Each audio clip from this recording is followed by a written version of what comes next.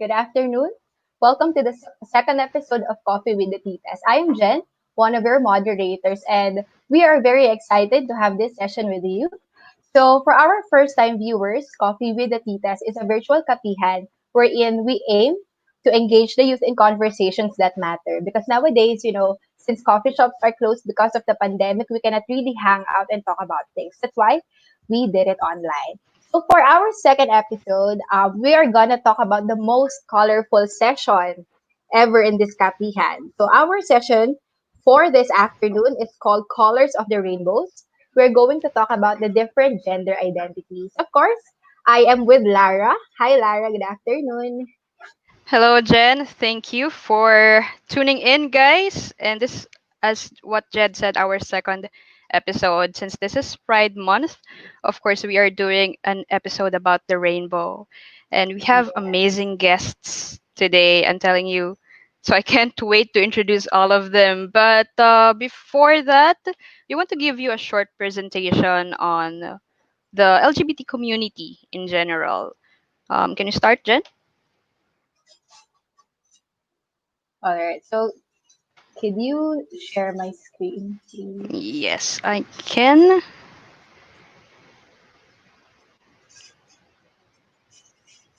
Okay, can you see it now? Let's wait a minute.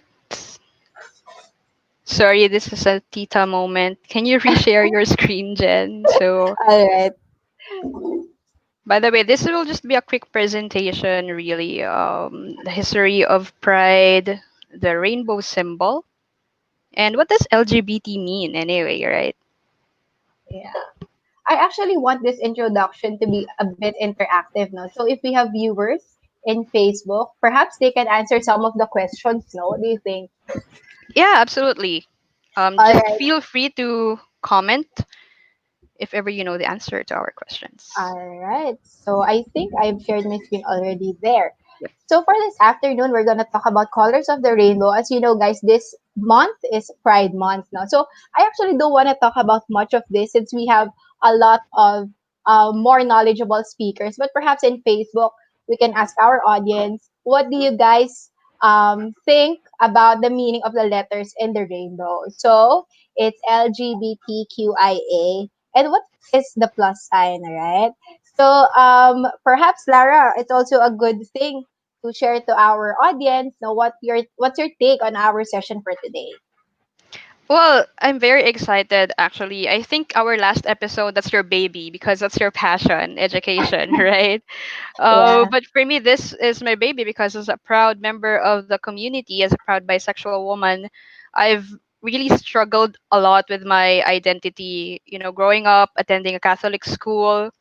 It's funny because Catholic schools, they'll teach you about faith and love and acceptance, but at the same time, they might also teach you that if you're different, then something's wrong with you and you're going to hell. So, of course, not all, but that does happen in my experience at least. So, I'm just excited to talk about different gender identities so that if ever one person is struggling with their identity and they get to watch this, they can realize that they're not alone, you yeah, know? correct.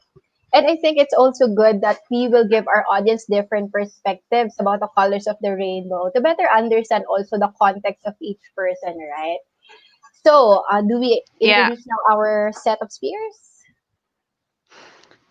Sure. Okay, but there's one question here asking what does LGBT mean? So it stands for lesbian, gay, bisexual, transgender, and then sometimes there's a Q in there.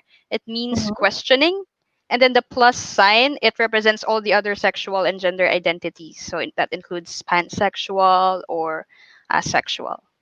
All right. Right. So I'm also excited to learn more about this today. I think also, Lara, we can flash the comments in our Facebook should there be any suggestions or feedback from our audience. So later on, guys, we'll flash your comments. all All right. right. So without further ado, let me introduce our first set of speakers. So our first coffee buddy for this afternoon is Hamilcar Chanjueco Jr.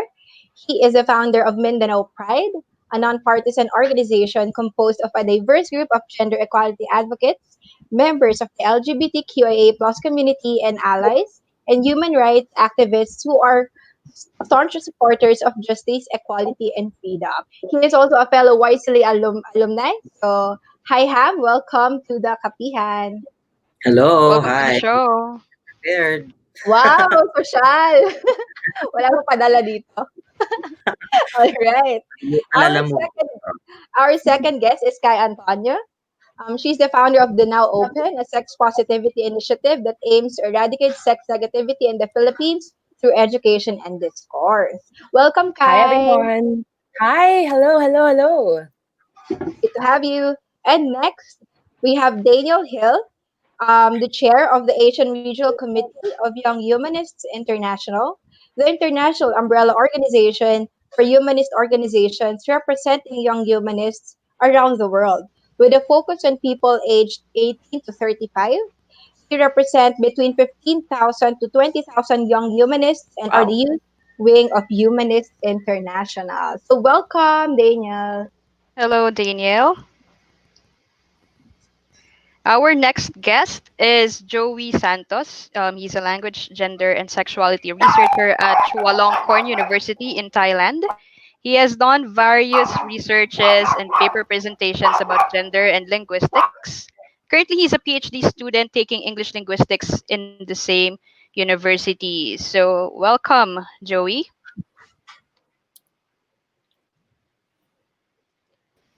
Hello, hello. Or hello, and you're currently in Thailand, right? Yes, I'm currently in Bangkok. All right, good to have you here.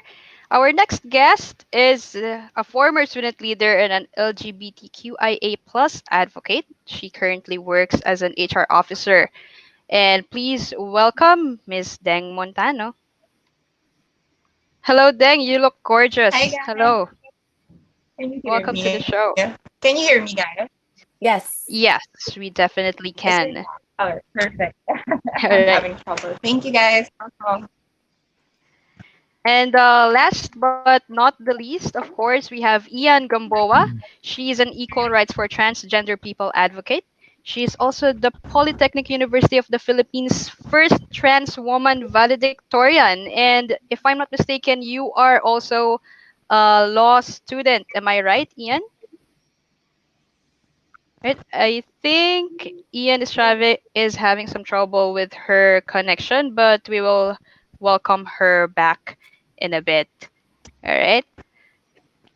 So thank you guys for doing this, Thank being you, our guys. guests. All right. We will be welcoming back all of you in our forum. For now, we will do a one-on-one interview so we can highlight each gender identity. Okay. Okay. All right. So, Great. Jen, let's start with maybe Ham and Joey. Joey. All right. Hi, Ham and Joey. Good afternoon. Happy Saturday. Hello, happy Saturday. Thank you so much for accepting our invitation. So glad to have you here. All right. So for this group, I'll be asking you some questions. No, since you know our audience watching now on Facebook, they might have some questions about what the identities are. Some of them are like have questions about themselves. No? So first off, can you tell us a bit about yourself? Like, what are you doing now? What are you passionate about? So perhaps let's start with Ham.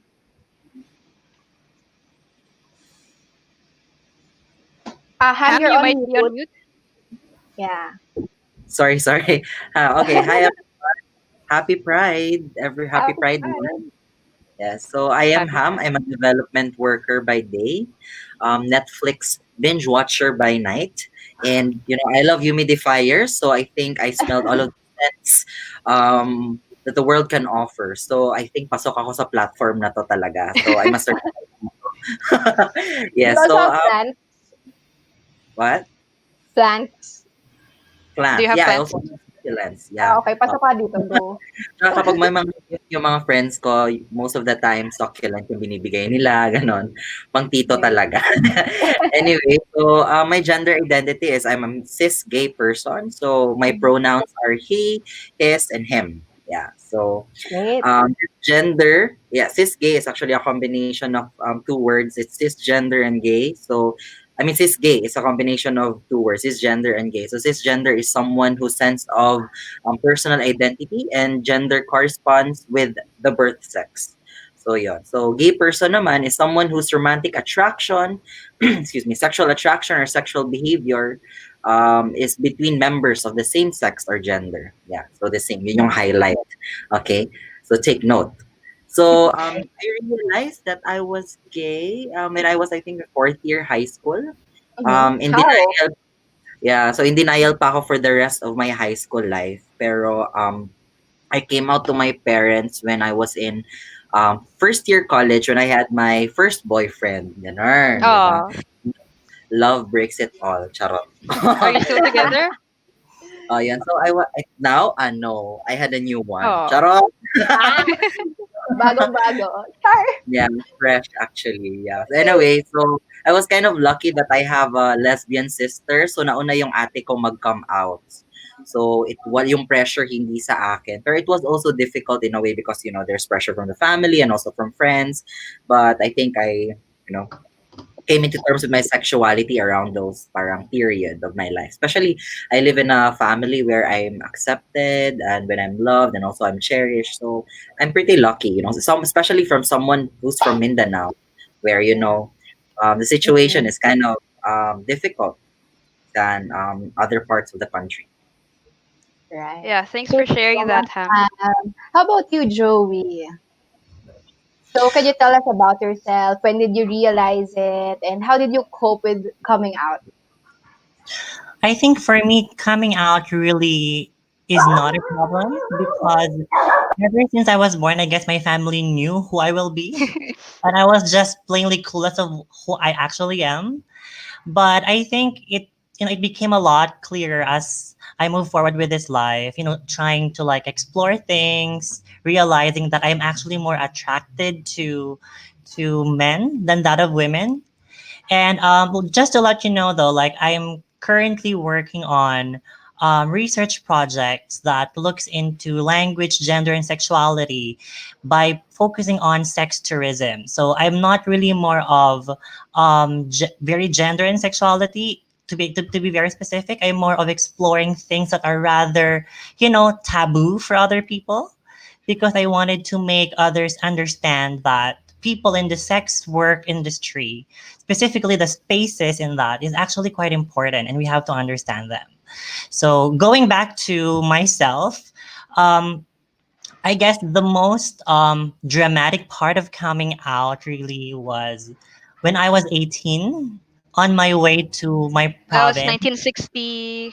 Nah, I'm pretty young. 1940. No, Sorry. Please. because my father picked me up from the junction going back to my home, and then it was a bit dramatic because I was crying and he was telling me that no matter who you are, who you want to be, you're very much accepted, you're very much loved. And the same case with my mom, I guess. I never felt that I am unloved. I think that I've received all the support from them. So I think it has been a very good life for me. But of course, with other people, they would always impose you to be somebody that you don't want to be. Trying to pressure you on why don't you have this, why don't you have that. And contrary to the previous speaker, I didn't have much of a romantic relationship. Probably not because I'm not into it yet. Of course, Lara would Wow. say no. May But nag-comment, pwede daw ba? Char. I don't know. Maybe it's just not the right moment for me to engage into such thing. But yes, I think pretty much that's what I am. All right. Well, thank you for sharing that, Joey. Joey is currently based in Bangkok, but you were born and raised in the Philippines. And I just would like to ask, how is your experience as a gay man in the Philippines compared to what it's like to be a gay man in Thailand? Can you share? Did you experience any sort of Yeah. discrimination there? Like in Thailand, actually, it's quite free. I never felt discriminated against. I never heard, any catcalling from the street. I feel like I'm more, accepted and free. Or maybe because I'm in the central area, I'm in Bangkok, where everyone is pretty much open to it. But when I was in the Philippines, you can never ever avoid that when people would call you, hey, bakla, bakla, bakla, like things like that. And, my being feminine would always go Wait, you're against, feminine? You're not. I mean, yeah, I know. Like, the way I talk, the way I do stuff, people would always have comment about it. But here in Thailand, even though I'm in, well, as what other people calls it, a pretty much conservative university in Tula, everyone is very much accepting and very much loving. So for me, I feel like I feel happier here in Thailand than I was in the Philippines. Especially that the academic here in Thailand is also more welcoming. Knowing my background, I've worked in the Philippines as lecturer in different universities, and you would always have comments from people who have been in the academe for quite a long time. They would always tell you, kasi bakla, bakla kasi. Things like that. You will always have that, even though they're well educated. You can never Mhm. avoid those, discriminatory Mhm. remarks from people. yeah, Right. But unfortunately, that's something that, yeah. yeah, to share also personally, when I was in college, I actually have more gay man friends than girls and guys. I think it's also because in college, no, I'm mass comm kasi. So in FEU kasi, when you say mass comm, it's either you're a girl or you're gay, diba? I just want to ask Ham, you've mentioned that you founded Mindanao Pride, right? And knowing that Mindanao is kind of conservative in terms of these kinds of issues, how did you come up with such advocacy, and what gave you the courage to really push for it? Okay. um, I think since the recognition of me being born and raised in a family that actually accepts me and fully love me for who I am. Also parang yun nga, parang I checked my privileges. So parang realizing that all of my friends are actually having a difficult time coming to terms with their sexuality, and also um parang no nagkakaroon sila ng struggle with their friends, with their family. So parang I realized that in the LGBTQ community in the Philippines, or LGBTQ movement in the Philippines, lagi na lang natatabunan yung stories ng mga Mindanaons, no, na mga um, hindi naman natin sinasabi na mas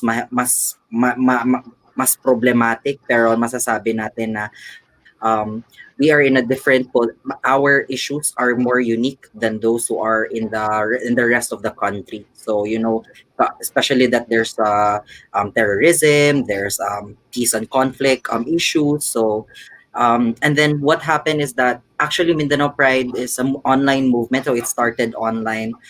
We've engaged with several organizations as well as LGBT advocates.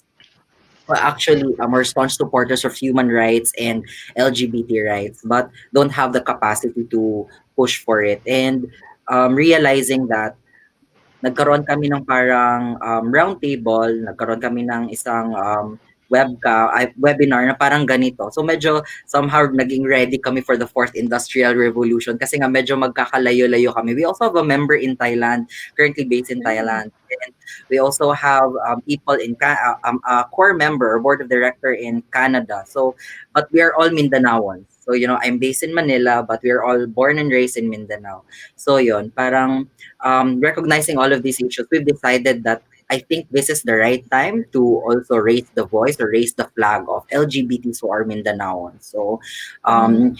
right now, we've been doing a lot of initiatives, both online and offline, before pre-COVID. So, I think we're 3 years na si Mindanao Pride, and we've been gaining traction, and we're happy that right now I can say that the LGBT movement in the Philippines are finally listening to the Mindanaoans who are, the least, the last, and the lost, kumbaga, in the community. Mhm.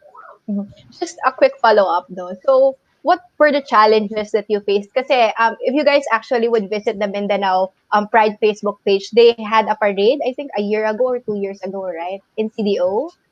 Yes, we had. Yeah. So, were there challenges that you faced when you did that? I think first LGBT march in CDO.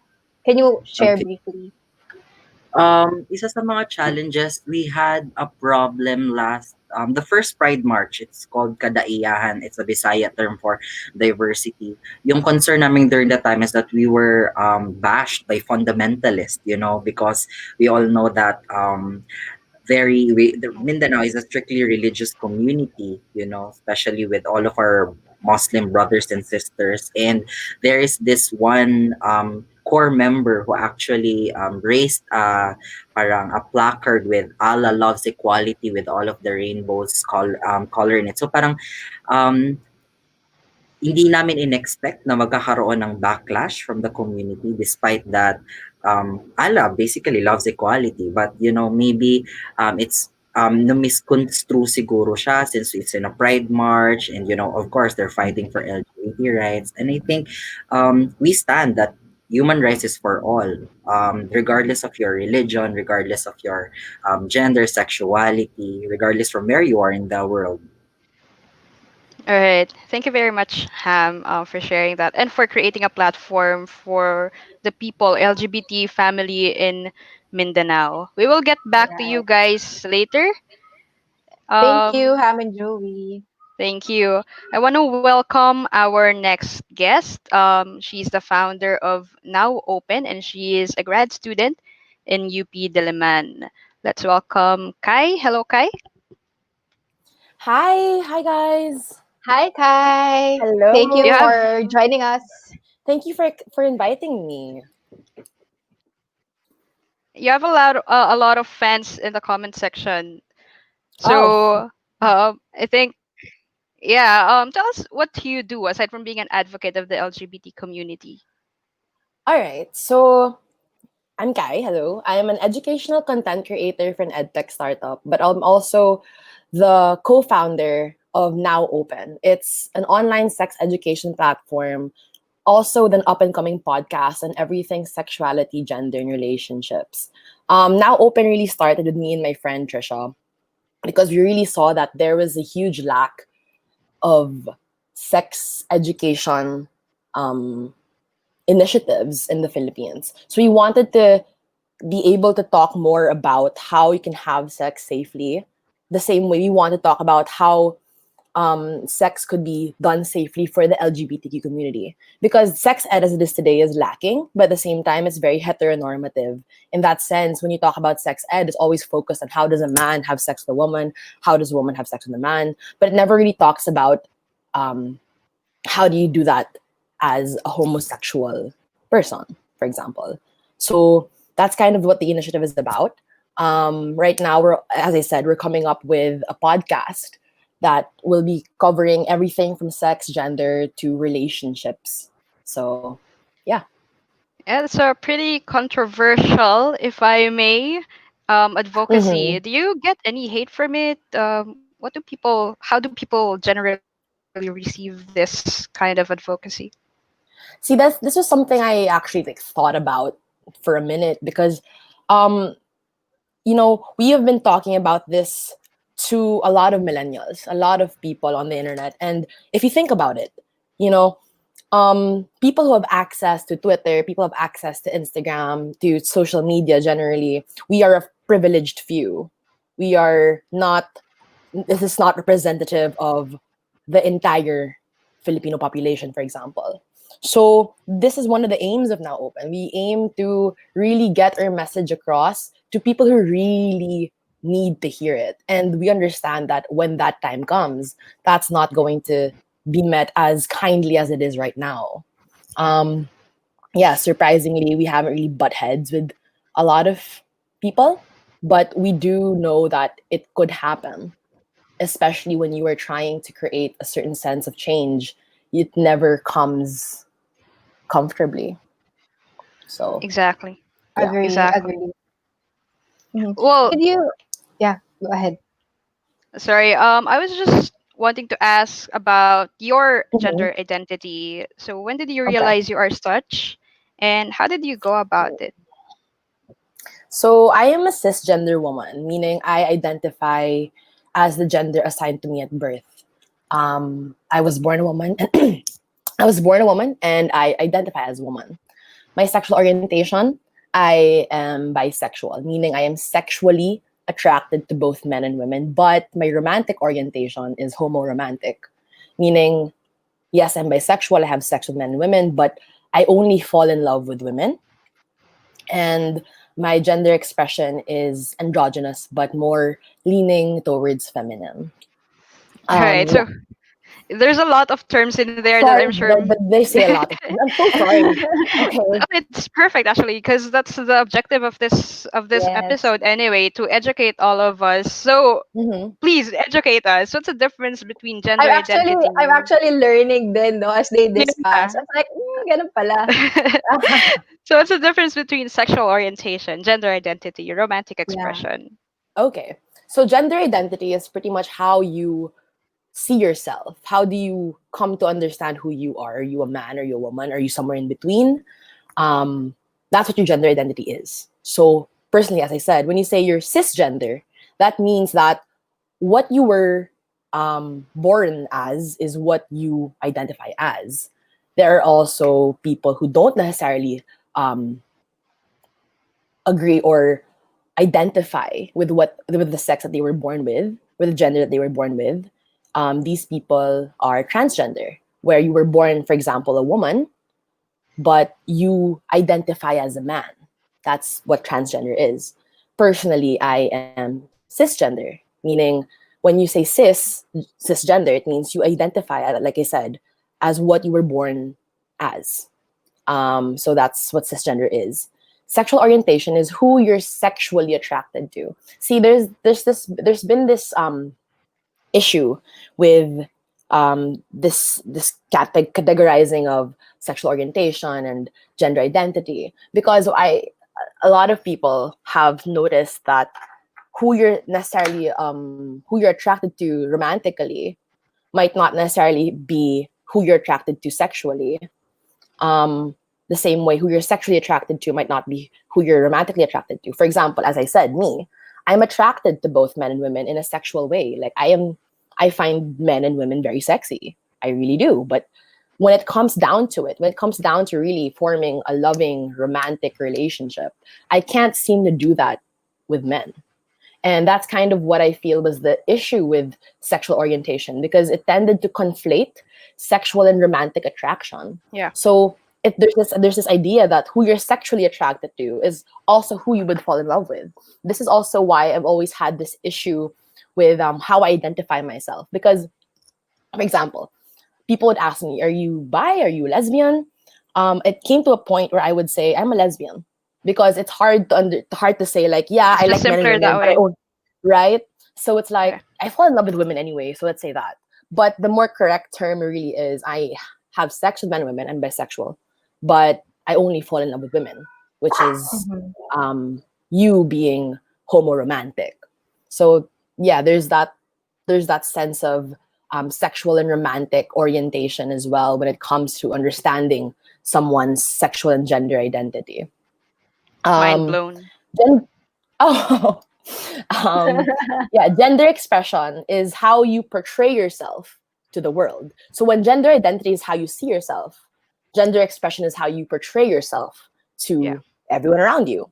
So I could be cisgender, like I could portray myself, or I could see myself as a woman, for example, but I could have a more masculine expression.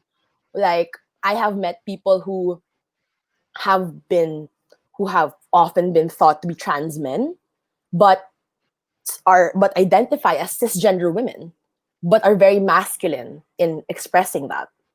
So you could see yourself as a woman, but also portray yourself in a masculine way.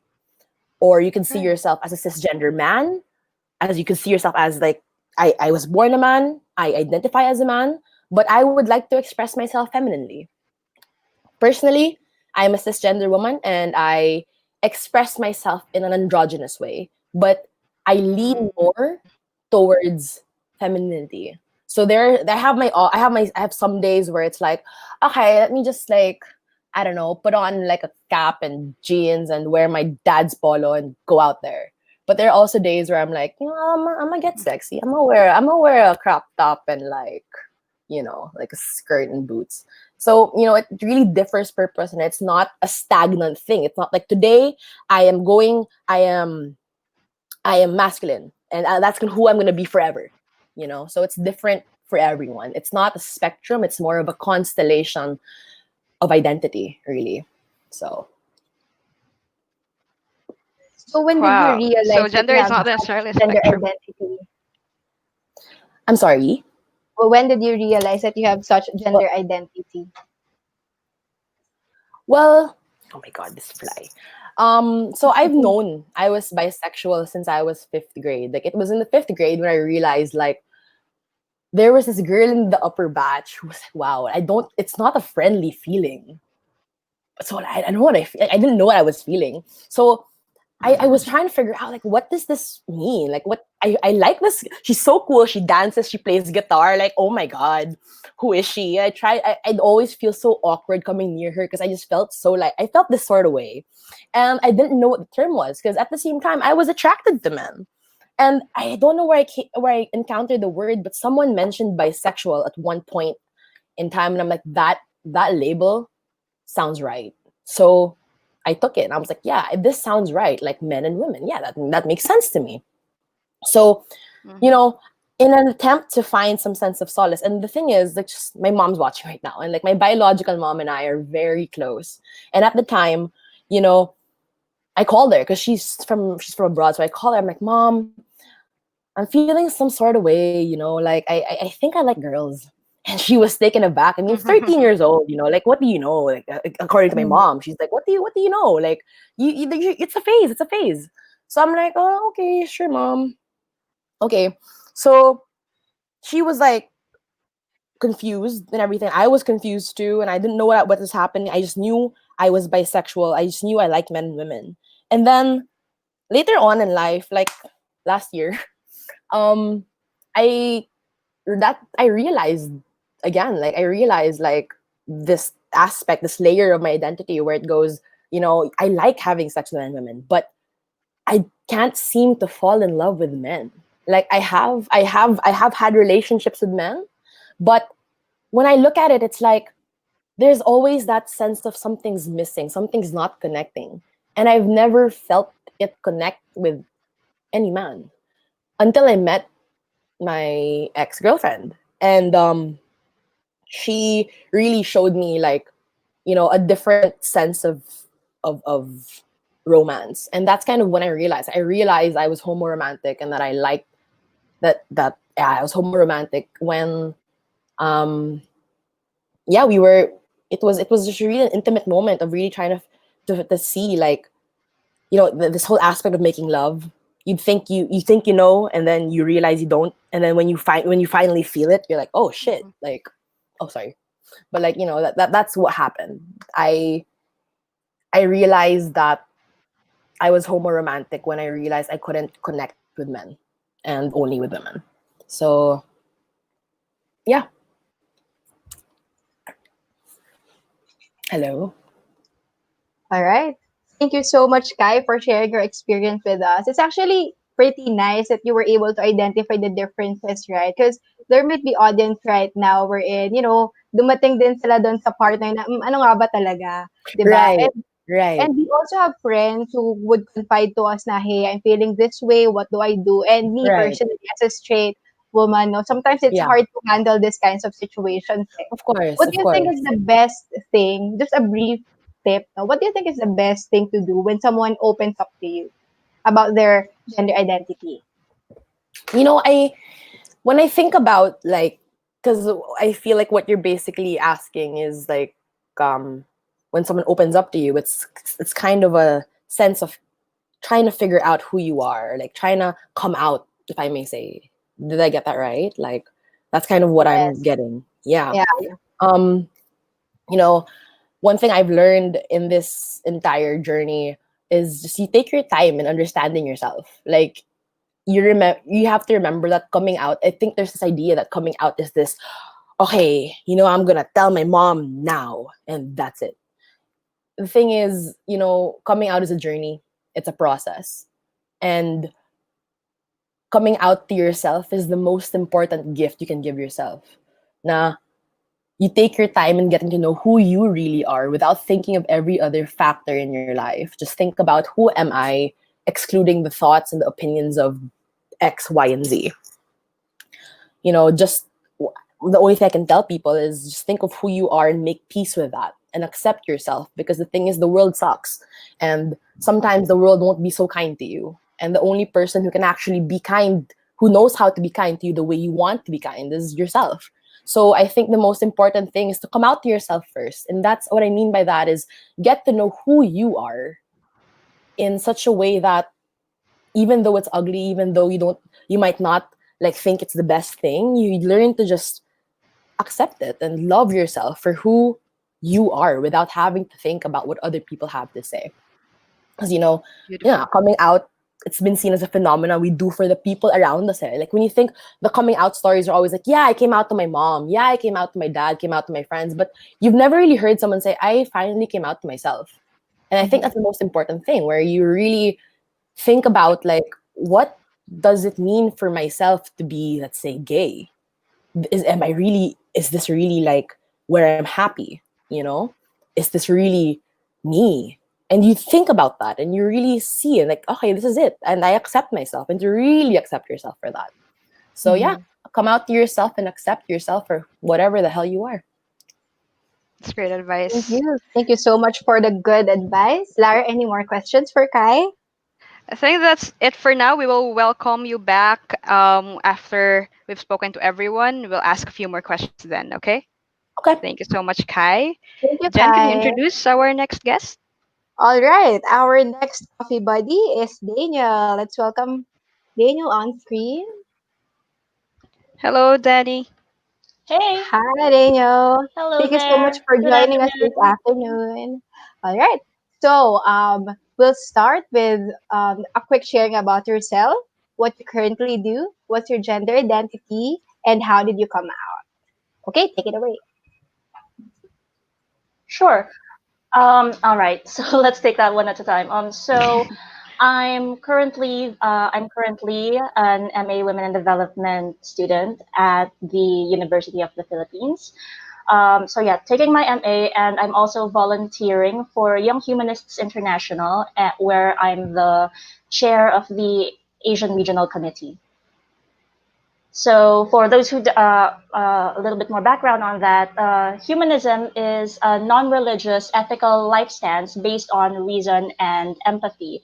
So, the idea is that morality, the knowledge of good and evil, stems from within, and you know what's good and you know what's not good by figuring out how this affects you and those around you, and you don't need to have a religious affiliation to be able to do that. So yeah, just basically being a good person who listens to science, who listens to critical evidence. A very naturalistic life stance. All right. Thank you We so learned much for something new that. again, Jen. Yeah, I've Humanism. been learning a lot since kanina pa, as in, like, I've been taking notes then.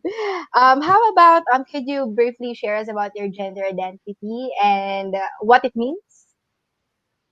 Sure. Okay. So Kai earlier has already said something about Soji SC. So again, there's like a difference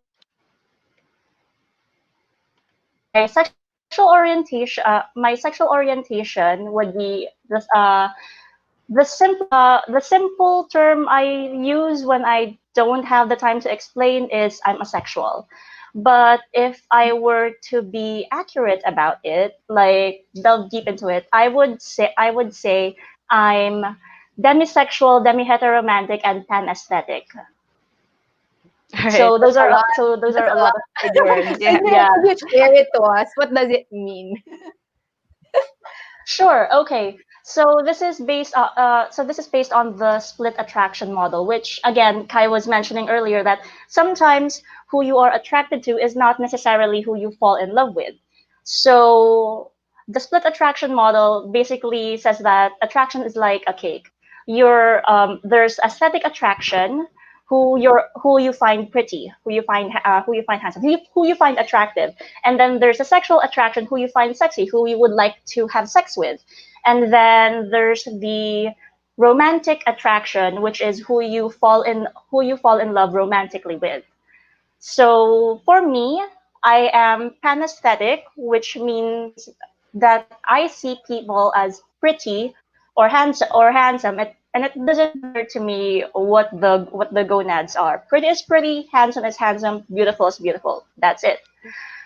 But so I would say look at it as the way you look at art. You see art and it's pretty, but you don't Mhm. necessarily want to look at the art or take it home with you, right? So that's how being an asexual is like. I like the art, I think it's pretty, I'm not going to take it home. Another allegory would be like being at a buffet and the food is really good, right? And you look at the food and objectively it's good. You know it's good. And it's just that you're not hungry, and let's say hunger is that sexual attraction. But just because you're not hungry doesn't mean you're not going to eat. It's just that you're eating. If you're eating, it's not because you're hungry. It's because of something else. So that's what asexuality is. If I'm making sense, Mhm.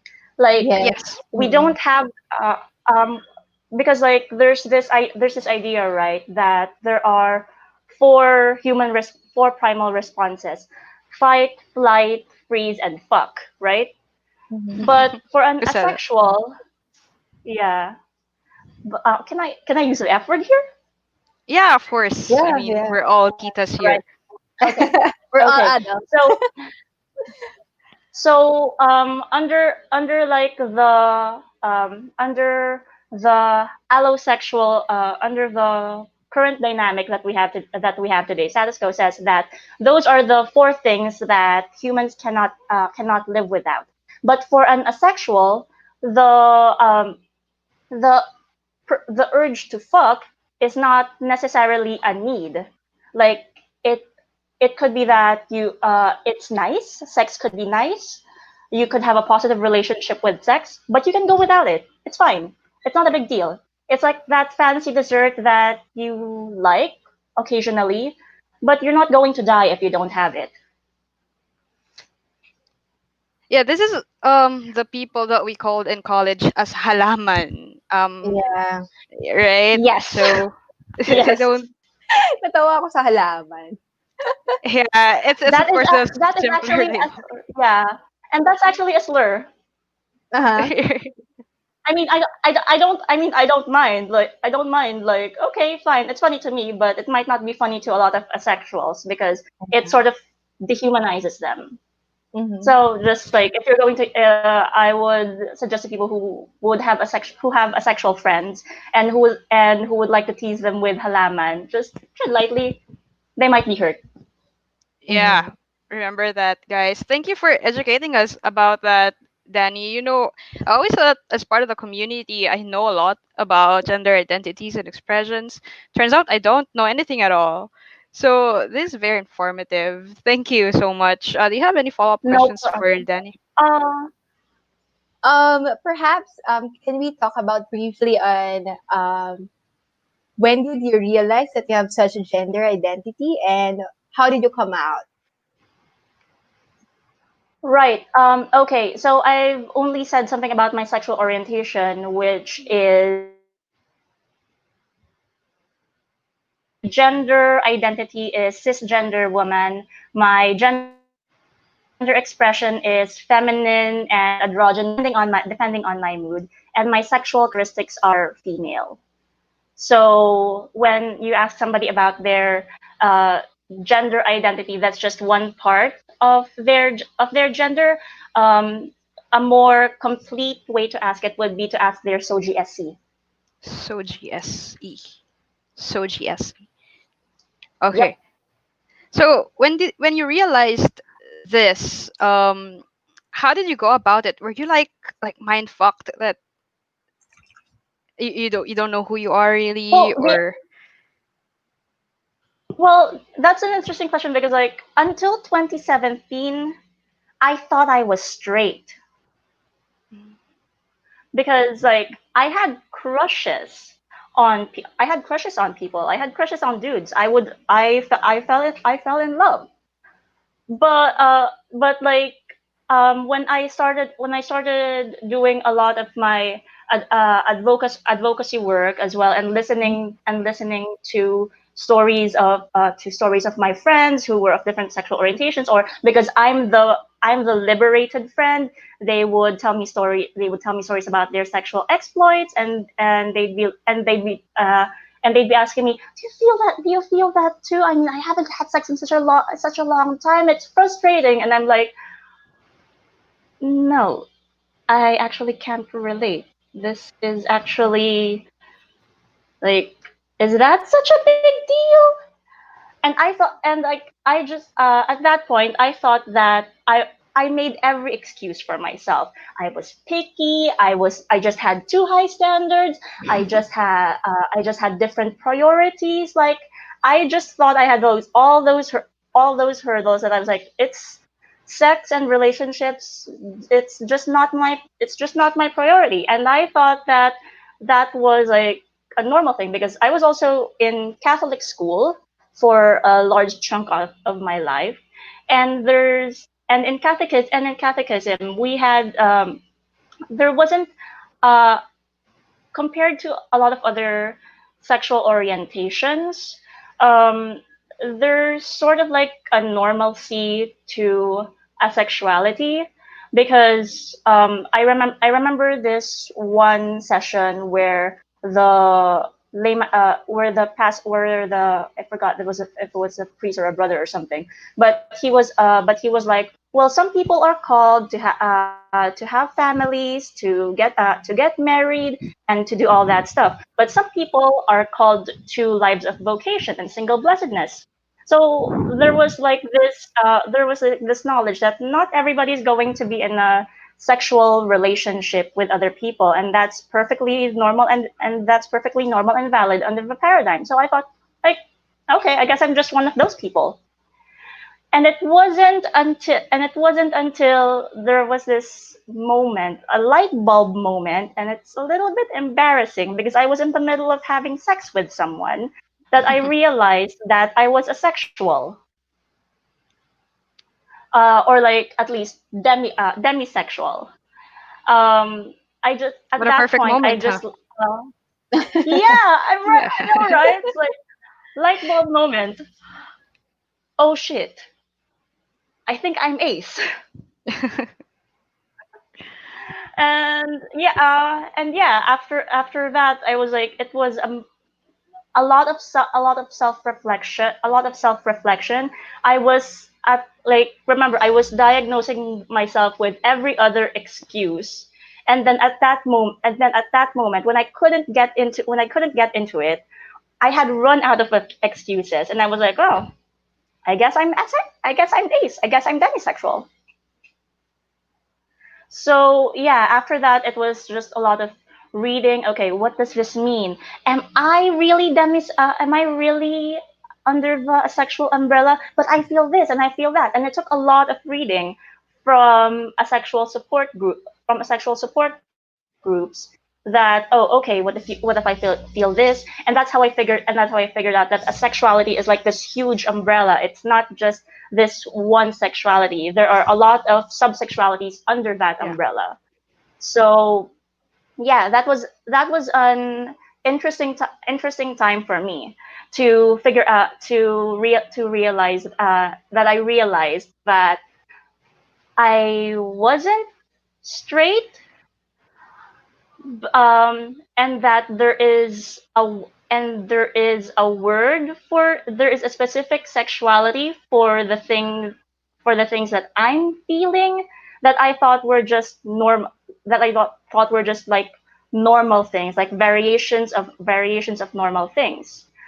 And yeah, it didn't really change my life that much, because again we're there's apart from a sexual erasure, there isn't a lot of things that there isn't a lot to um, there isn't a lot to oppress us with because we're invisible. But that in itself is an oppression because they don't see who you are. They don't see your life and your choices as valid. And uh, ironically, a lot of the challenges that I faced when I came out to myself as asexual is like looking at my life thus far, reviewing it and seeing clues. Oh, that's a hint. That's a hint. That's a hint. Why didn't I figure this out sooner? And then my progressive friends after that, were like, "Are you sure? Are you sure? Isn't there a pill for that?" And I just like explained it to, and I had to keep explaining to them that no, I'm not celibate. No, there's a difference. No, I'm not just picky. My body literally does not allow me to come, even though I want to. Ah, right. So, right, it's so yeah, but I didn't want to take up space in the LGBT community for a long time after that because I thought, well, this is space for people who actually have huge grievances against society. And I thought that it was to me it's just mild discomfort that can be fixed by talking to people. Sure. But in like early 2019, I there was an instance where I realized that even within the LGBT community, there's a sexual erasure, and still so, there are still that it needs that a sexual awareness needs to be there because if so what happened was there was we were having an interview with trans people, and I was talking to a trans man and stuff, and he asked me, okay, so what's your sexual orientation? Oh, I'm asexual. And I just thought it like nonchalantly, like it doesn't uh it doesn't make a difference to me. It's just a normal thing. I don't think about it all that much. But then he looks at me and he's like super concerned. It's like, you know, they have pills to fix that, right? And that was the very first time that I felt that, oh shit, people actually think that this is something that needs fixing. There's actually that sentiment among people. Sex is that big of a deal?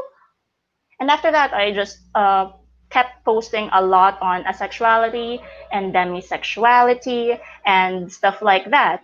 And it turns out, as I kept posting things about, okay, how do you, uh, you might be asexual if blah blah blah. This is what asexuality is, and I see a lot of my friends telling me, hey, that sounds like my experience. I might be asexual too.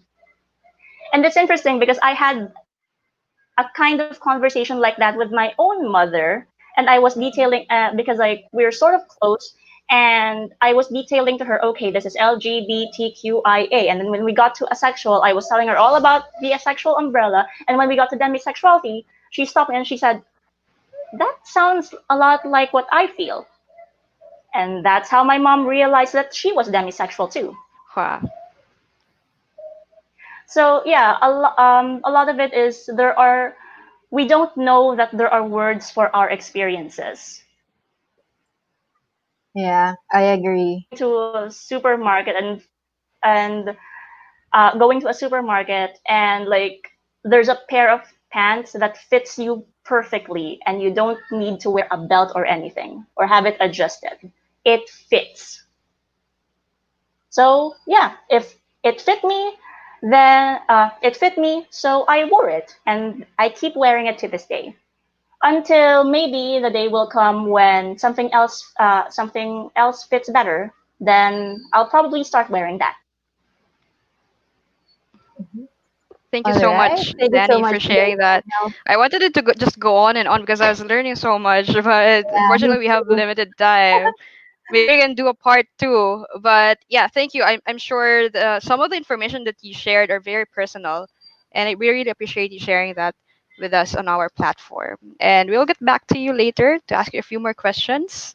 For now, we'll welcome our next guests. Thank Thank you, you, Danny. Danny.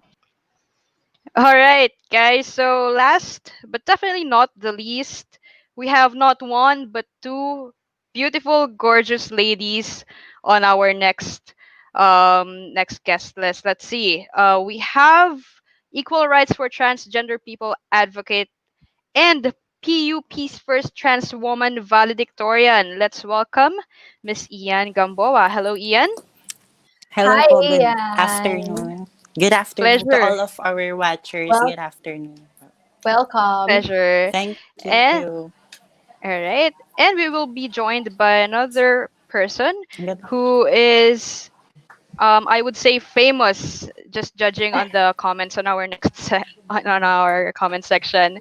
So she is Back a in HR corporate college. officer.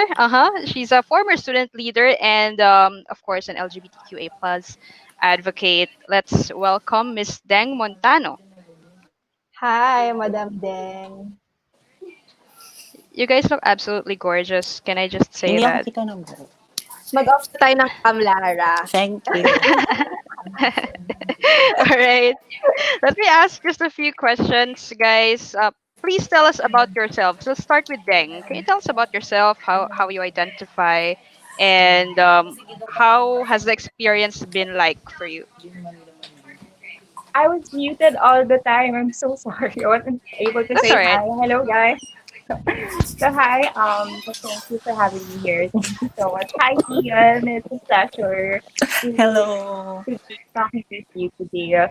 So upon hearing a lot of um uh from the previous talk, I think um I would identify myself precisely as a trans woman. I think, but of course, since trans woman definitely means you're transitioning to another gender, I used to identify myself as a gay man rather. So before I transition, there was a lot of confusion and everything. Hindi ko alam what is trans woman means. There were no avenue or platform for me to understand what my identity is really is. So it was back in college when I realized that I am a trans woman and I started transitioning. So by that, I would just like to elaborate again. If you're going to look at the bigger picture, I identify myself as a trans woman, but as a previous mention to our previous speakers, I think gusto ko din i-debunk yung idea na trans woman is not just the one thing as much as the other gender identities out there. So if you say if you're transgender, it's not just a one box thing. I think I identify myself as a trans woman, but when it comes to if I'm going to elaborate it, I am sexually attracted to to actually to different not really to a specific gender. Whoever I find attractive, yun na yun. So I sometimes I find myself attracted to Kai actually, the previous speaker. I love her confidence. She's so sexy the way she talks. She's very informative. So I think I'm more attracted on the person, not on its identity. But if you're going to uh, pinpoint it to being attracted romantically, I think I'd stick to a man. Kasi doon ko lang nakikita na I'll be romantically involved with a man. But as time goes by, alam mo, for me, since gender is really fluid, I don't want to magsalita ng tapos, pero I think I'm not closing the idea to have a relationship with a woman because that's how gender my fluid is. But like my expression wise, my identity wise, I'm very feminine. I'm transitioning into a woman. So iba marami nga siyang Jen and Lara. It's very fluid that I can't even talk about it in just one sitting. So you'll be surprised because I've heard a lot of trans women stories, just like the most famous one, Angie and Joey Midking, if you're familiar with them. Yeah. Um, Yeah. I think it's Angie who identify herself as trans woman but married to a woman as well, a cisgender Yep. woman. Mhm. So Yeah. that's how fluid trans women can be. And I've met a lot of trans women who is not feminine as well. So may mga androgynous na trans woman. So it's not really a one box thing for us to label or for us to identify. It's really up to the person how. I think that's what my message I want to share to our viewers, that belonging into one gender identity doesn't box you there at all. So you can have different sexual orientation, different expression. It doesn't. It's not a one line thing. Exactly. If I'm Like making what any Kai sense. said earlier, it's a consolation, right? Yeah. You can't It's put a hard person to in a box it box. in one episode, actually. Yeah, but thank It you, is. Deng, It is. I for agree. sharing that. I think I met you in college before you transitioned, and now Yeah, me seeing you, too. You're so yeah, gorgeous now, Deng. even before You're my she was. ate. You're my tita. Yeah. But I'm a tita as well now. Oh, Yeah. wow. Welcome to the club. All right, thank you, Dan. We will get back to you in a bit. Let's welcome Ian. Thank you very much, Ian, for coming to this show. I am a fan, Yes. and that's why I reached It's out to my you. privilege. All right, Yes. thank you, Ian. Can you tell us a little bit about yourself? Aside from being an advocate and a law student, what else do you do? Please. Um, right now, I'm currently a government worker, and as like which I've said, I just became turned to be out on my second year law student at the Jose Rizal University. Mhm. So my I identify myself as a trans woman.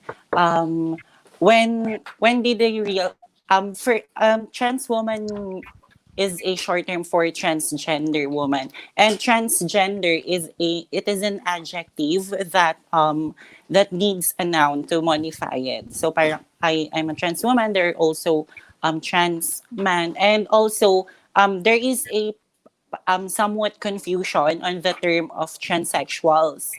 Transsexual is a term that is no longer used because it is a scientific term, which means that a person who has undergone a sexual affirmation Mm, surgery. It is a scientific term for that.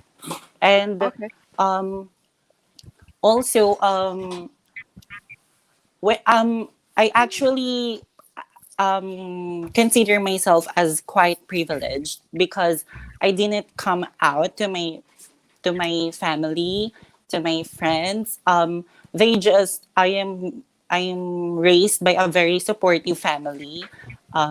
Like from grade 5 or grade 6, my mother started buying me clothes for girls, and also when I was a child, I think my dad used to buy me also toys for girls. So parang there is no such age that I would identify myself as a woman because when I was a kid, I already know deep inside me that I am a girl. I want to have longer hair. I want to have feminine features. I want to use what women uses. So parang there is no such age for me to consider na nag came out ako. And also, um, there also been a parang um, debate about it na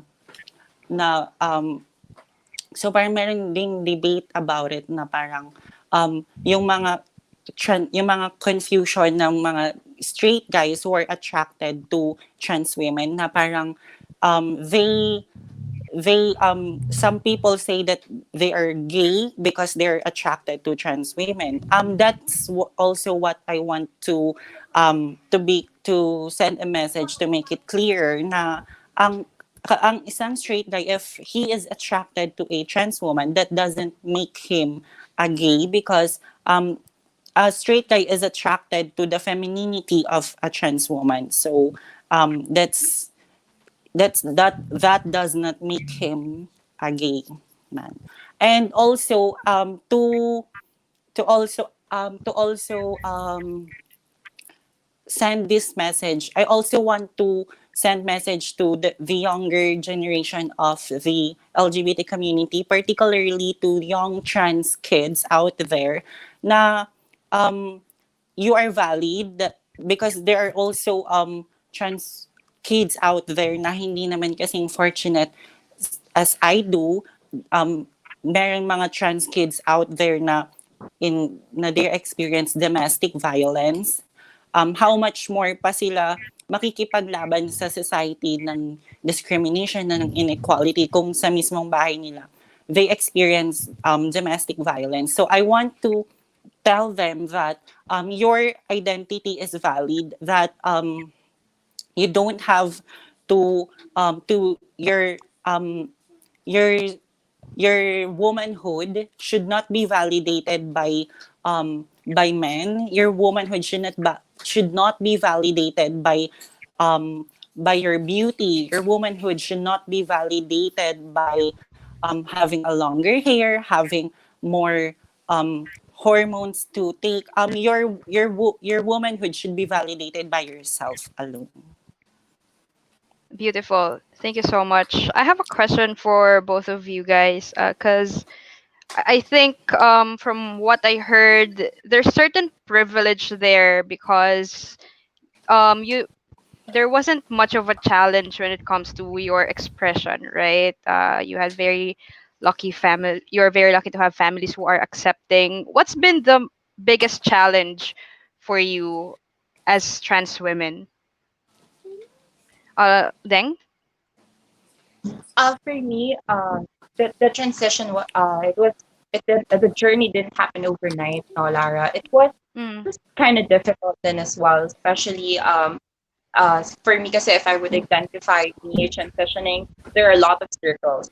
So I there's no ano naman pattern talaga on how you will transition. But my pattern was I started from my inner core, which is sabi nga ni Kai and the previous speaker, you need to accept it yourself first. The exception, the validation does not need to come from the society, to your family, to your friends. It needs to come from within you. So I accepted myself as a trans woman. So I started doing things that I love, that I'm comfortable with. So regardless of what will people say and regardless what my other circles would say. So pinalakas ko talaga yung inner core ko, rather. So after that, I started on after my inner core, I went out to the inner circle. So my inner core, inner circle. So inner circle yun, I started building up allies.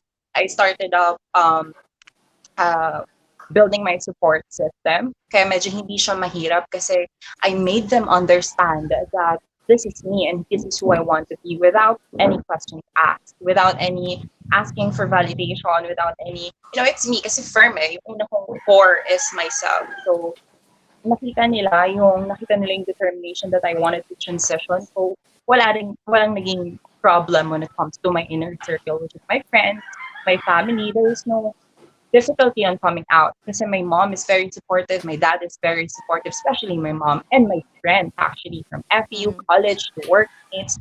So, ang pinaka-biggest challenge ko talaga is my outer circle. So, ito na yung mga societies and strangers.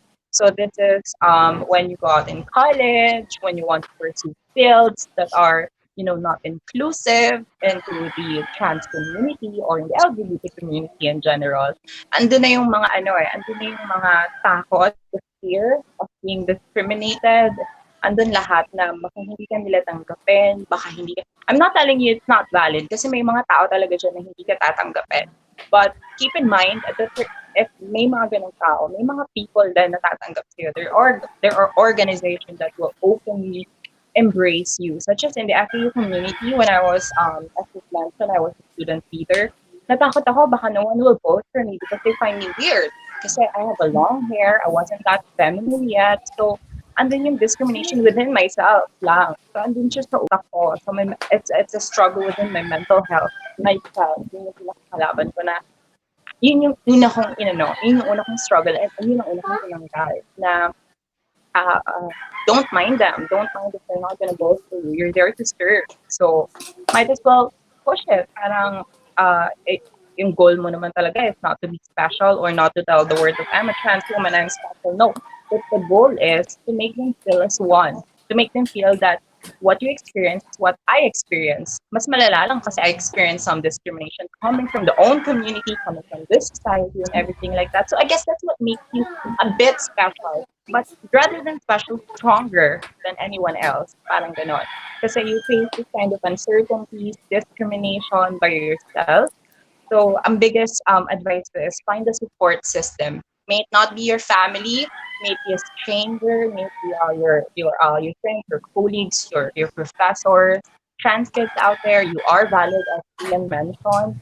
So, ang biggest struggle ko um, right now, I want to focus is since 4 years ako nagka-transition, is the platform, better representation of the trans community. Yeah. Parang, I can see a lot of bloggers na nag-i-inform about HRT and everything like that, and the struggle and journey of a trans woman. Pero wala talagang nag-shine out na you need to wala eh, parang wala akong nakikitang better representation of a trans woman. So, yung mga society tuloy, tingin nila na if you're a trans woman, you just need to be a beauty queen, something like that. Or you're stuck into a one line na like most genders na nililabel nila. So, ako, parang feeling ko, ang struggle ngayon ng trans community is better representation. May it be in the Yeah. Congress, may it be in the society, may it be in the work field, may it be in schools. So I think in order for us to validate that, someone needs to stand out from the trans community, that they need to inform people. They need to the proper HRT, the proper transition, the ideal transition. So kung meron tayong ganon, I think mas malilesen yung struggle, and the goal is to eliminate the struggle and discrimination against the trans community or the LGBT community in general. So Yeah. um, That's great insight, Deng. Actually, when you won the election, it's just a campus election, but I think um, may effect yon sa representation ng trans people in the academe, and hopefully, as you mentioned, in all other aspects of the government and the society. Is your experience quite similar, Ian? What has been the struggle for you? Okay.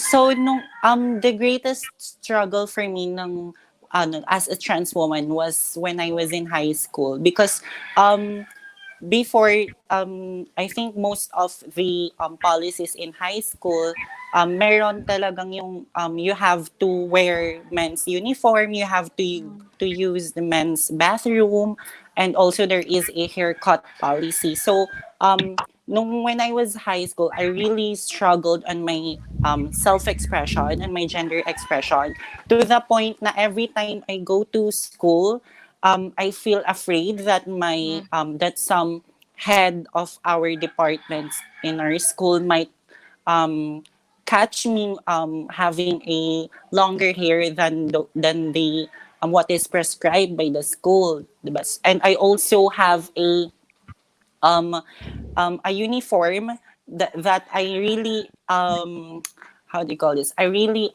personalized my uniform when I was in high school to make it like a women's cut. So from there I really experienced I think humiliation by some of my teachers, and also um no when I was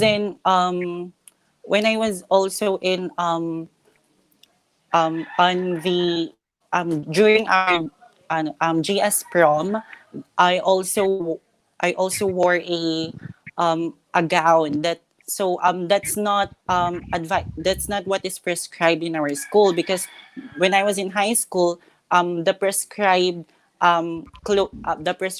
apparel for a guy in our prom was a a male's um wardrobe, diba? So for them, I was cross-dressing na. And when a teacher caught me that I wear a gown in our GS prom, they really dragged me out of our school. So that's also one of the most heartbreaking experiences in my life. So when I was in high school, but no, when I started transitioning and to look more feminine when I was in college, there are also I also got to the point that I deny that I'm a trans woman. That for me, I am a woman. That whenever a guy or syempre when nung nagdadalaga na ganyan, there are guys that would ask for your name, who would want to chat with me, who would want to date me out. So before, hindi I did not tell them that I'm a trans woman. They all think that I am a biologically born woman. So that's a wrong. That's literally wrong to all trans women who are watching, because because deep inside you cannot accept yourself. You cannot accept yourself. That's part of your history. So that you should not forget your past, that you were born as a guy, as a male, but you are still a woman. So parang that's my realization na as I grew up, because you cannot fully, or you cannot love yourself holistically if you're not being honest with yourself. So that's what I struggled before. And right now in my work, I didn't um, experience discrimination, because maybe they got to know me that I got a formal education, and I also graduated with with flying colors. So I think that's also my privilege as a trans woman. Thank you so much, Ian. You really mentioned something about the struggle of expression, Yes. and marami nakarelate actually sa comment section natin. They feel like you're speaking on their behalf, and that's great. And then you went to FE, which is, I would say, a very accepting institution. We have a gender neutral restroom there. Um, I think allowed din ng trans people to wear whatever uniform they want according to their gender identity, right? So some of us are very lucky, but many of us are struggling just being who they are and expressing themselves. So thank you guys for sharing your experiences. All right. At this point, we would like to welcome back some of our guests, actually all of our guests earlier, because we want to ask about certain issues that are surrounding the LGBT community. So let me just welcome them back. Hello, Ham, Hi. Joey, Kai, Danny. Hello. Hey! All right. So let me ask the first question. Okay. In your opinion, how progressive is the Philippines in terms of LGBT rights? Let me ask, let's say, Ham, what say you? Okay. Philippine society is very much open and welcoming, no, to the LGBTQ plus community, though with certain conditions and limitations, Lara and Jen, no? And it also varies per area. So, excuse me, since I represent Mindanao Pride, I would like to talk about Mindanao. So the LGBTQ plus in Mindanao have more hurdles to face compared to those in the country's two other main island groups. So being an LGBT is already a main struggle for all of us, you know. um, Maybe that's one of the reasons why I also moved here in Metro Manila, because I feel safer here. I feel more maybe my sexuality. I can more enjoy my sexuality in Metro Manila, and this is further amplified when poverty and armed conflict in Mindanao is happening, you know. So diverse ethnic backgrounds, cultural differences, and religious beliefs also contribute to this kind of perpetuation of problems and violence of LGBTQ plus in Mindanao. So right now, no national law protects LGBT people against discrimination in the Philippines. Right. However, a number of jurisdictions have enacted, so there are certain areas in the Philippines where there are certain LGUs have enacted anti-discrimination ordinances. We have, let me just pull up my notes. So we have 20 anti-discrimination ordinances in a city level out of 146 cities in the Philippines. 6 ADOs in provinces out of 81 provinces, and then 2 ADOs in municipalities out of 1,488 municipalities, and 3 barangays out of 42,045, and all of those three are in Quezon City. And then, well, in Mindanao, there are 4 LGUs in Mindanao who have ADOs. So I guess LGBTQIA rights in the Philippines is moving forward, pero mabagal, moving like a Mm. snail. Kumbaga.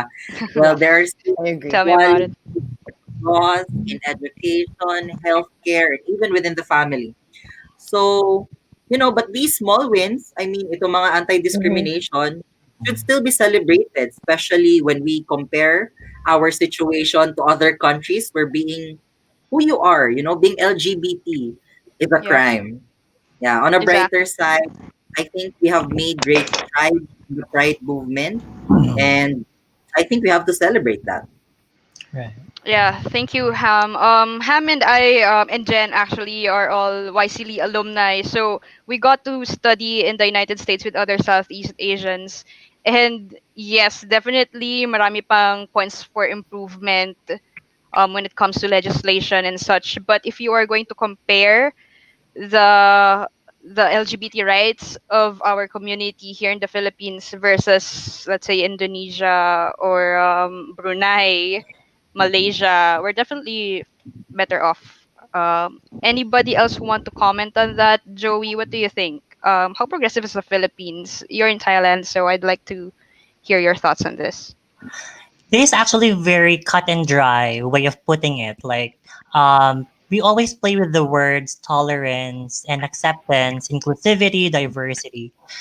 In the Philippines, I really like it how Ham highlighted the number of ADOs currently in the Philippines. I would always say it's really baby steps, and I think that even though we were denied of, let's say, a more state policies or more recognition in state, I think it's a good thing because these baby steps will help us to amplify the need to understand why we actually have to pass that SOGI law.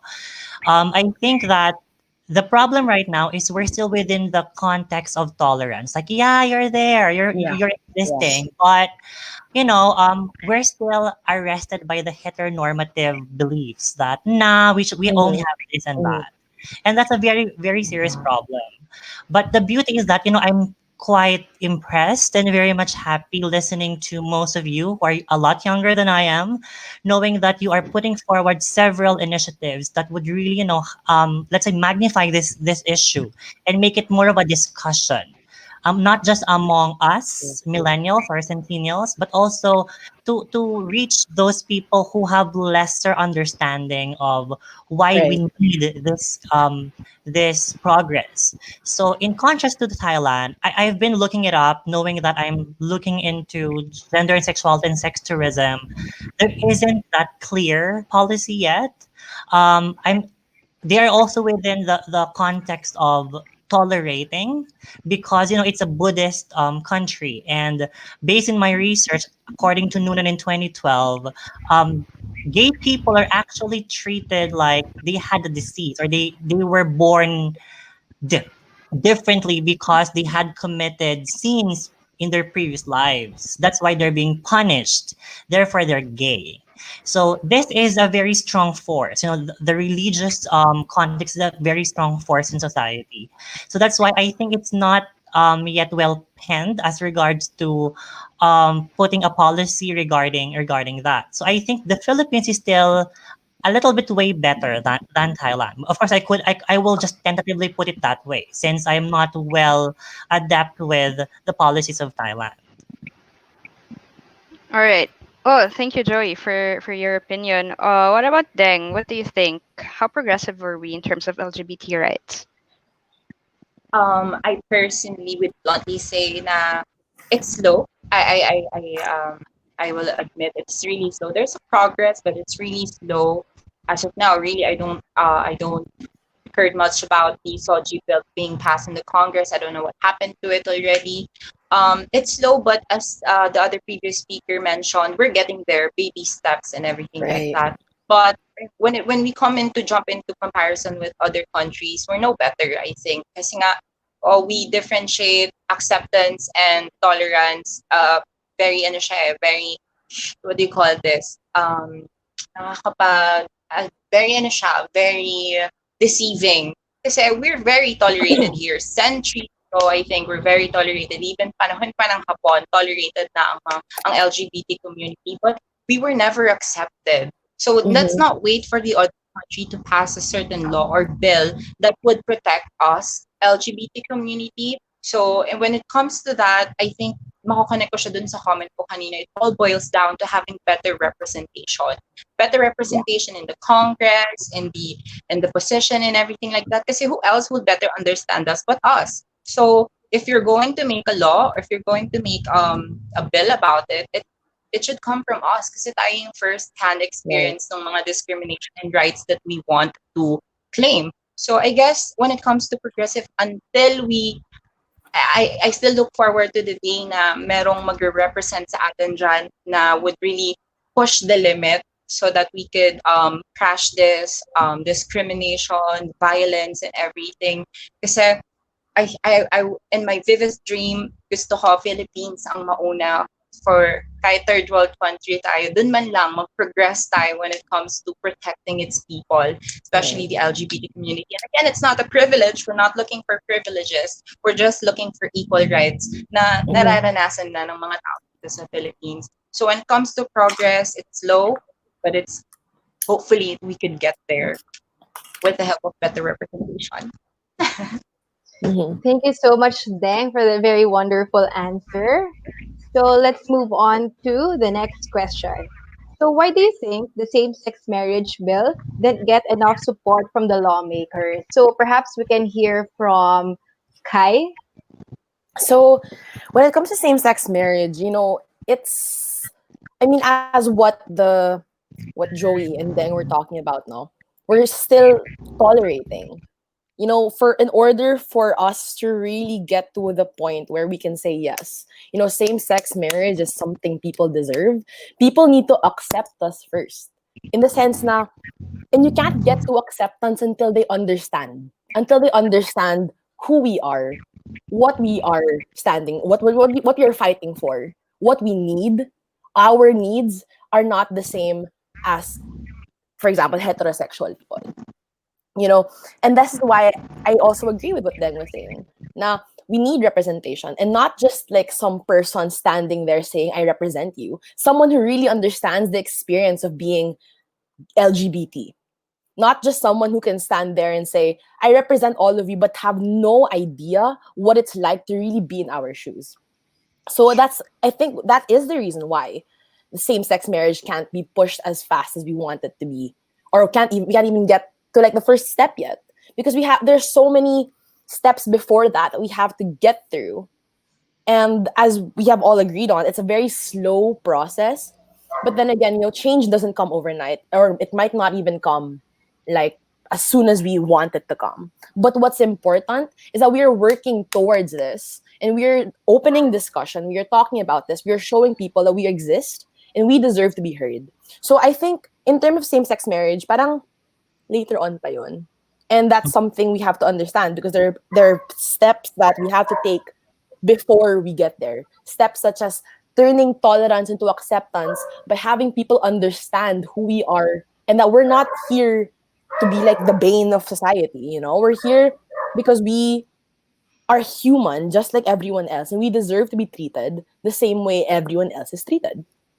So yun, I think before we can even talk about same-sex marriage, you have to talk about the most basic thing, like just having people understand us and represent us in such a way that they actually represent us. They really stand and know that this is our experience, and they can actually legislate things that resonate with our experiences. So Thank you so much, Kai, for that answer. Picking up from your answer, I think our lawmakers also need to better understand the experience, at the same time educate themselves more about what this group is going through before they can actually represent, right? Right. So, how about you, Ian? What's your thoughts on the same-sex marriage, and why do you think it's taking us time to approve that one?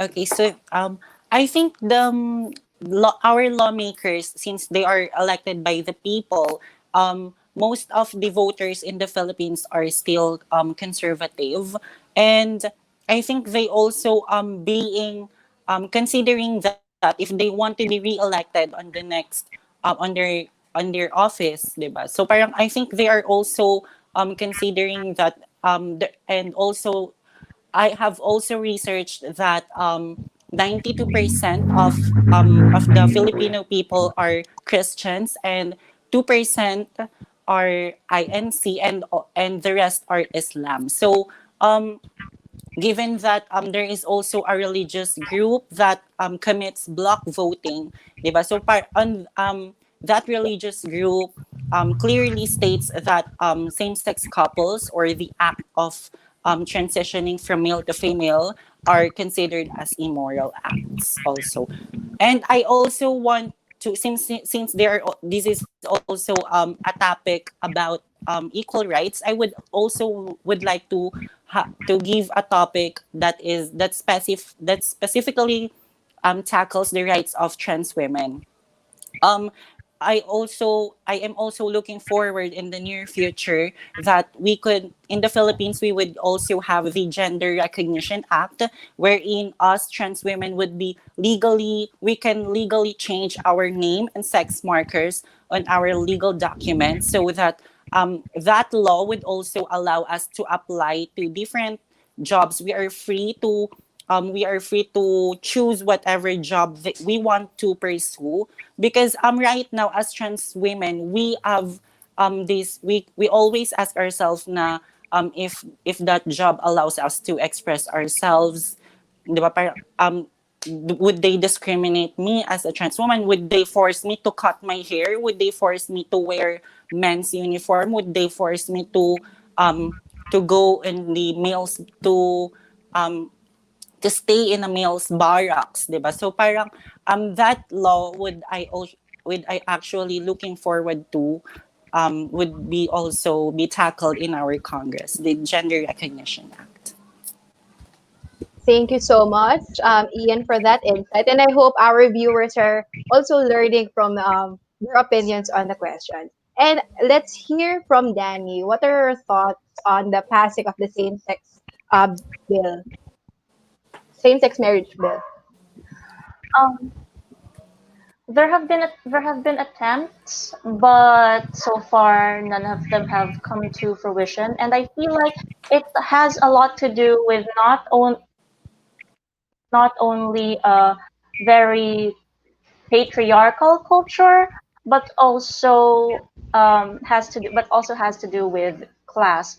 So we still live in a heteronormative culture where people think that the idea of marriage is procreation. It's to have a family, and I feel like as long as we keep having that mindset that marriage is for having kids, then it's not going to progress as neatly as we want it to be, because the very fact that it the very fact that it works like that is not only unfair to people who can't bear children, but also to those people of the same sex who would like to have children but cannot. And consider how many children we have in adoption centers that don't have parents, who would love to have parents, same sex or not, right? So I feel like there are a lot of net benefits for that, but I feel like it has to start with our culture making its collectively making its idea of relationships and what relationships are for more progressive. We have to fix our relationship with the idea of relationships. Um, yeah. So as for same-sex marriage, that's it. Although that's on the state side lang.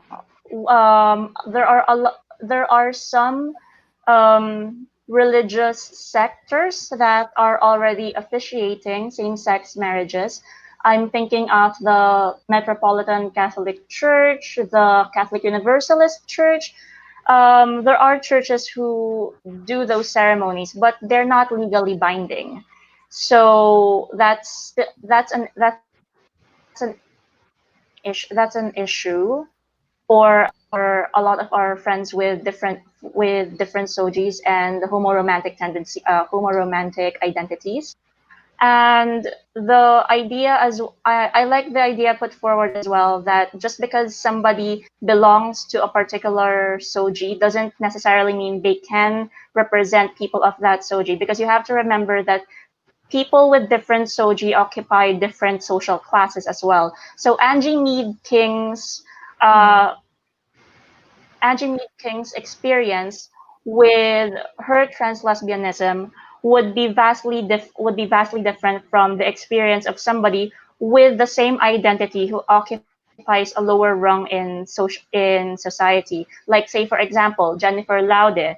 And I think we have to take a look. And I think we have to look at the difference in how we treat um, people who are more affluent, who are not straight, versus the way we treat uh, poorer people, the masses who are not straight.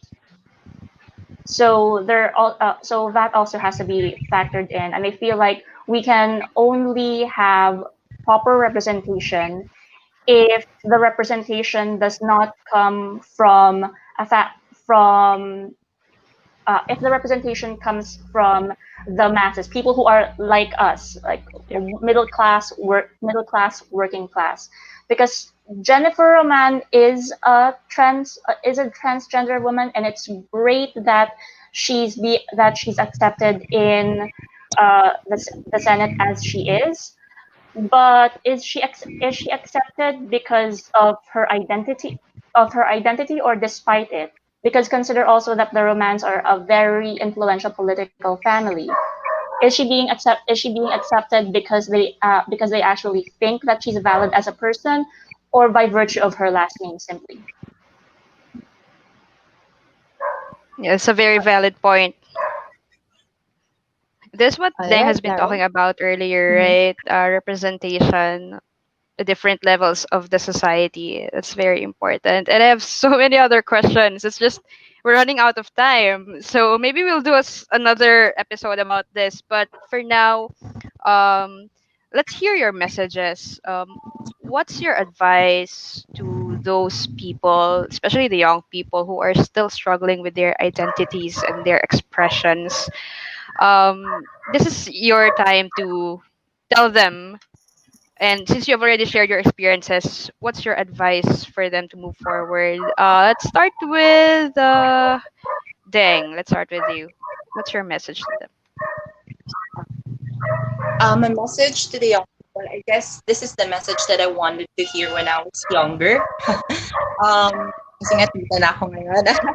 So, to the youth out there who is struggling with their identity, know that there is no straight line in life, especially when it comes to gender. There is no straight line. It's fluid, and it, uh, it's important to know yourself. It's important to accept yourself before you get accepted by the society or by others. So if all else fails, talikuran kami ng mundo, yourself will be your greatest ally. So if you're looking Agree. for something like me before na what gender identity fits you most, if you don't find anything, it's all right. So you need to find yourself. You need to create your own journey if that's your most comfortable with. So my last message is find your support system because I'm telling you there is. Kahit na you've been filled with a lot of discrimination, domestic violence, all this negativity brought to us by people who don't understand us. Know that there are people who does. Know that there are people who will support you and accept you. Know that there are people who is just waiting for you not to come out, but to show show to the world what you really are. Alam mo yun? So there's no straight line. Just be yourself. Na walang tinatapakan ng ibang tao. Be yourself, express your true self, accept your truth, and it will go handy along the way if you have this strong validation coming from yourself, strong acceptance and validation within yourself. So continue being you. If you are confused, be confused. If you are wanted to be found, not to be found, go ahead. So do your own thing. So don't listen to others. Just be you. Thank you so much, Deng. Let's hear it from Ham. Ham, what's your message to other people who are struggling with their identities? I think you're on mute, Ham. I'm Sorry, sure it sorry. was amazing. So for all those people or the young ones who are struggling with their gender identities, we take years. I mean, it took years to come in terms with my sexuality. I think 8 years, I guess. People can take their time too, especially those people who love us, people who care about us. So let's give them time. Also, let's give our time to ourselves. And but whatever the outcome of your coming out process, never ever stop loving yourself. So you're a winner, baby. Yun lang. Thank you. I love it. I love that RuPaul quote at the end. Let's have Kai. Any Hi. message? Yeah, as I said earlier, it's really about like, and as what Deng has also said, it's really about loving yourself and accepting yourself. You know, at the end of the day, there's no right way or wrong way to be you. It's often that we try to find ourselves or we try to find guidance in other people, and we try to look at other people's lives and say, why can't I be like this, or why can't I do that, or why can't I do what this person did, or things like that. But at the end of the day, your journey towards self-acceptance and really getting to know who you are is unique in your own.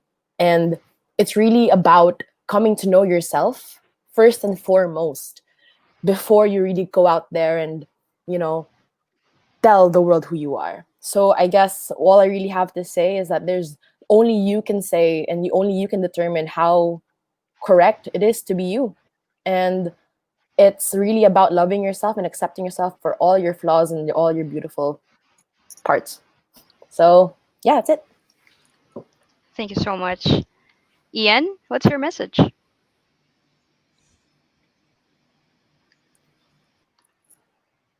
I think you are on mute. We can't quite hear you. I'm sorry. Okay, There you go. so each of us has different journey on finding our own self, our own gender identity, our own interests. So each of us is different on finding it, and I just want to. I think this advice is what I also want to hear when I was transitioning, when I was suffering from gender dysphoria before. Not to first to be honest with yourself and do not find your validation from other people. Do not find your validation in being beautiful, in being famous, in being having expensive things. You are your worth will be determined by your own self, by your own faith. So just continue on accepting yourself and just continue on um, loving yourself. And that's it. That's always the most important thing, loving yourself. Yes. Beautiful. Thank you. Thank you very much. Danny.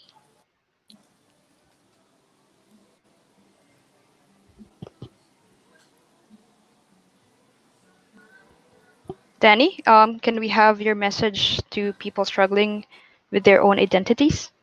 And Soji?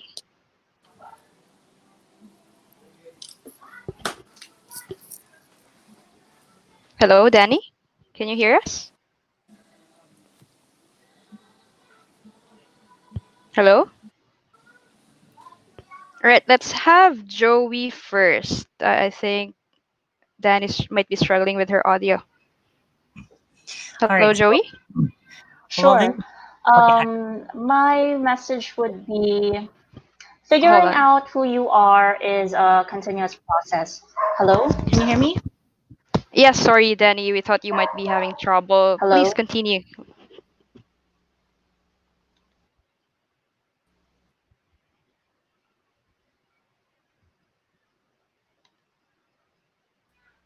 I was saying that figuring out who you are is a continuous process. It's okay to not have all the answers all at once, and it's okay to change your mind because life is too short to do otherwise. Remember that whatever you end up as and wherever you end up is valid. And people who love you will keep on loving you because you didn't really change. You're still you, just with more knowledge of who you are. That's it. All right, short but sweet. Thank you so much, Danny. Let's hear it from Joey. Yeah, so basically, in my case, I would always tell them that it's really important to be open to many things. It's okay to be confused. It's okay to listen to people, but do not be too distracted of the many voices you hear because not all points are valid. So you have to be very critical to the voices that you hear. And always remember that in order for us to change the world, it has to be you who should start it. First, you have to yearn to make a difference. The messages that people send among the LGBT community are always negative. So why don't you start sending positive messages, positive narratives as to what is it like? What is it that is missing? Another is you have to overtly express your support to the movement. This is actually my fault because I wasn't so open about it before. So I think to those people who have that luxury of time, try to be involved in the movement, educate yourself, understand what we are fighting for. And lastly is it's very important, and I would highlight this as everyone has mentioned this: understand yourself by reconciling with your identity and other strong forces. Many people would tell you that you're a Christian and you're gay. Actually, to tell you honestly, there is a research that talks about that integrating your religious belief and your identity is possible. And it was done 2000 by Rodriguez and Olet, wherein integration of your religious beliefs and your identity is actually possible. All you have to do is to join positive groups or religious groups that accept, that nurture gay people, or that nurture LGBT community. That way you will feel better about yourself and you won't feel that you're a mistake or that you are actually a sin. So I think that that's what you have to do little by little, try to explore things, understand what people are fighting for, knows the terms that are used, and also be at peace with yourself. So I think that's the message I have. Thank you, Joey. I love how you cited some papers in there in that statement. Thank you so much for all your messages, guys. At this point, we're reaching the end of the stream, and we'll give you time to plug your advocacies, projects, and Jen and I would like to start with our own. Take it away, Jen. Right. So, again, inviting everyone to please like the Second Chances Project in Facebook. We advocate for the employment of persons deprived with liberty. Just an update also on our donation drive for COVID-19. We were able to raise 300 care packs to them, and we will be turning it over to the new beloved person this weekend. So, thank you to all who donated. And let's keep spreading second chances. So maybe we start with Ham, plug your advocacy or your org. Hi everyone, mga langga in Mindanao and all over the Philippines. So the ongoing COVID-19 outbreak didn't let us, Mindanao Pride, to stop our advocacy work. So we are leading the Pride Against Pandemic.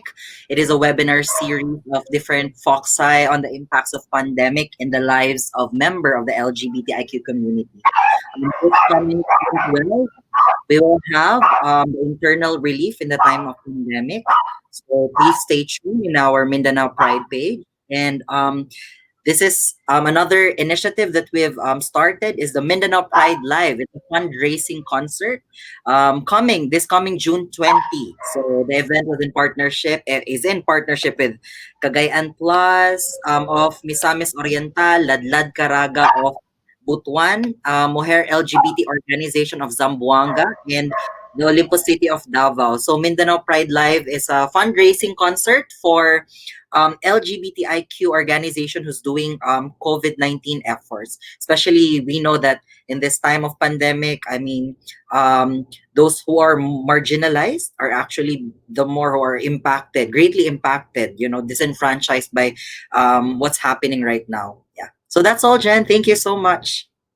Thank you so much, Ham. Let's go to Kai. Hey everyone, so I just wanted to invite you to stay tuned for Now Open's podcast on sex relationships and gender identities. We'll be releasing on Spotify by next month. Thank That's you it. so much. Thank you. Thank you so much, Kai. Let's go to Ian.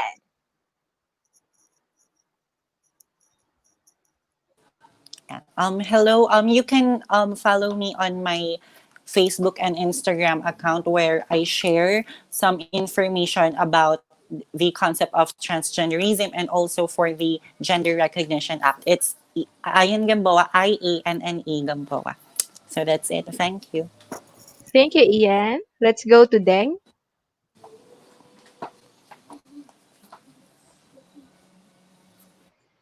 I think then she said she lost her, yeah, she nalobat siya. All She's right, perhaps we can go to sorry. Joey. So hi. Well, I don't really have much because I'm working on a project to make people understand what sex work really is. But of course, it's not in the sociological aspect, but more of linguistic aspect. So perhaps one day I could share with you, and I would like to congratulate everyone. I'm so happy hearing what you're doing. I'm so impressed. And I hope one day we can work together. And perhaps if there's something I can help or I can be of assistance to any of you, let me know. And hope to see you next time in Bangkok. สวัสดีค่ะ Yes. Aw, thank you so much, Joey. Do we have Deng back on screen, Lara? I think I'm the most tito among all of us, right? Sorry, I think Deng hasn't joined us yet, but we can have Danny. All right. Do you have anything you want to plug?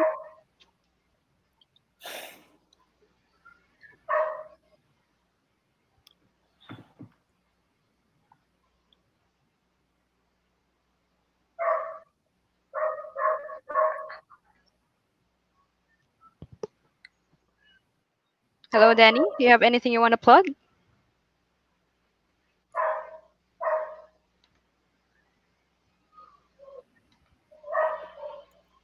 What? Oh, am I? Sorry, I didn't catch that. Oh, do you have anything you want to promote? Say you have a Hello? project or an organization. Hello? Yes, hello. Anything you want to plug, Danny? No.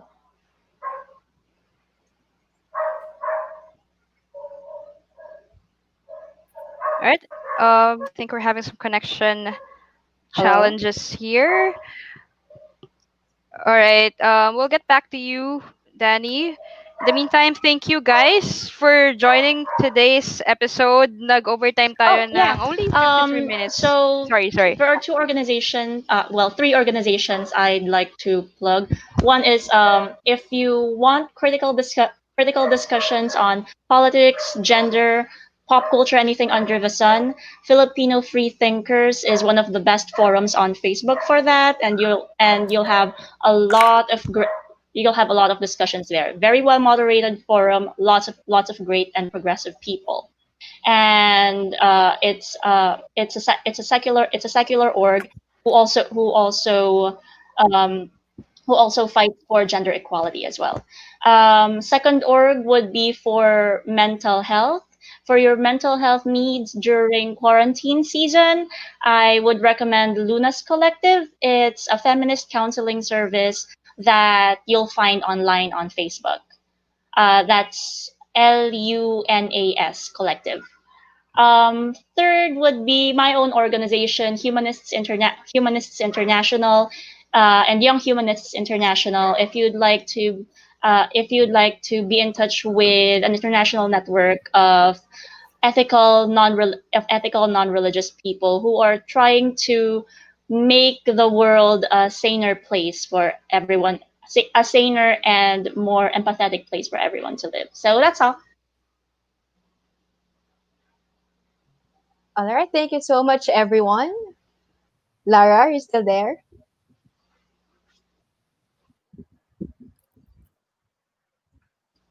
Let's wait Yes, for I'm Lara to here. get back. All right. All right. That's it. Nag-overtime tayo ng 55 minutes because there's just so much to talk about. Such But insightful discussions. yeah, we appreciate your time. Thank you very much for joining us today, and I hope to be able to meet you in person soon after all this. Same. All right. Thank you Thank so you, much, guys. everyone. Thank you to our Facebook Yeah, viewers. likewise. Catch you up next Thank you so much for episode. having us. Bye bye. Bye. Happy